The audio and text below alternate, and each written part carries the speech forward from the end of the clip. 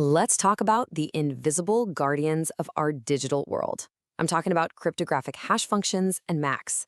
These are the secret tools working behind the scenes, making sure that everything you send, receive, and download is exactly what it's supposed to be, and you never even have to think about it.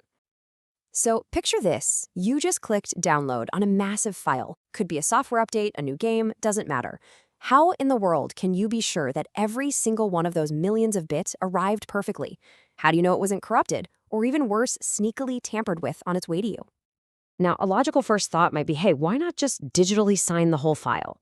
And, on the surface, that makes sense. But when you look closer, it's a terrible idea. Let's break down why that simple approach just completely falls apart. Trying to sign a huge file like that gives you three giant headaches. For starters, the computational overhead is just nuts. It could take an insane amount of processing power, basically grinding your computer to a halt. Then there's the message size. The final file could literally double, which is a nightmare for transmission. And maybe the real kicker? It's not even that secure. An attacker could just delete or shuffle around blocks of data, and the signature might still check out. It's slow, it's bloated, and it's full of holes. Okay, so clearly that's a non-starter. We need a much smarter approach.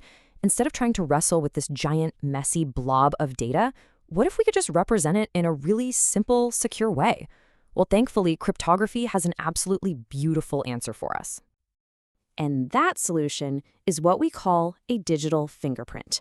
See, instead of dealing with the entire massive file, we just create one tiny unique identifier that stands in for the whole thing. Then, all we have to do is sign that. So how do we make this fingerprint? We use something called a cryptographic hash function. You can think of it like a super-powered blender. You can throw anything into it, a single word, a whole novel, that huge 256 megabyte file, and it always spits out a short, predictable length string of text. We call this output a hash, a digest, or my favorite, a digital fingerprint. So let's see how this actually works. Let's say Alice wants to send that big file to Bob. First, she runs the file through a hash function and gets back this short little digest. Now here's the magic trick. She uses her private key to sign only that tiny digest. That's it.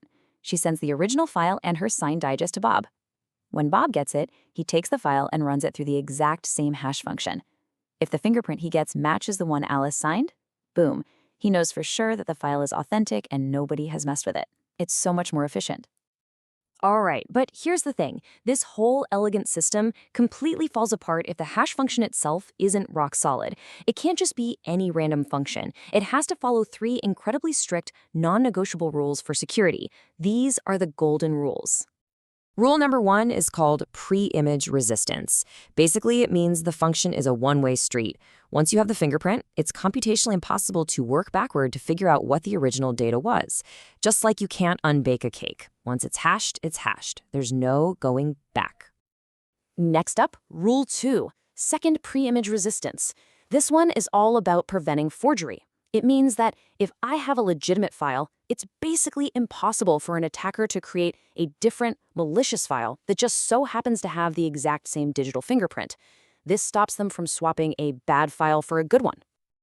And finally, we have the strongest property of all, collision resistance. This is the big one. It means it's practically impossible to find any two different files in the universe that produce the same fingerprint. This prevents a really sneaky attack, where someone could prepare two contracts, one good, one bad, with the same hash, get you to sign the good one, and then later claim you signed the bad one. Okay, so that's the story of how we use hashes with digital signatures to make sure our data is legit. It's a fantastic system. But there's another related tool in the crypto toolbox that we use for authentication, and it works just a little bit differently. And this brings us to message authentication codes, or MACs for short. Now, they also promise to keep our data safe and authentic, but they have a totally different philosophy, especially when it comes to the keys. The huge difference, the one you really need to get, is all about the keys. Digital signatures use what we call asymmetric keys. You have a private key to sign and a public key for everyone else to verify. MACs, on the other hand, use symmetric keys. This means the sender and the receiver share the exact same secret key. They both use that one key to create and verify the message's tag. So in some ways, a MAC is kind of like a cryptographic checksum. It takes any size message and spits out a fixed size tag. But because it's generated using that shared secret key, it gives you two things: Message integrity, proof the data is unchanged, and message authentication, proof it came from the only other person who has the secret key. But here it is, the single most important difference, and it's a big one. MACs do not provide something called non-repudiation. So what does that mean? It means you can't prove to a third party who actually created the message. Think about it. If you and I share the same secret key, either one of us could have created that tag. There's no way to prove it was you and not me. A digital signature with its private key known only to one person can provide that absolute proof. All right, we've gone through hashes, digests, MACs, public keys, secret keys, a lot of stuff. So what's the bottom line? Why should any of this actually matter to you in your day-to-day life? Well, every single time you download a software update, a hash function is working silently in the background to make sure you're getting real code from the developer, not a piece of malware. Every secure website you visit, every protected message you send, it's all leaning on these principles to make sure nothing was altered along the way. Hashes and MACs are, quite literally, the foundation of digital trust.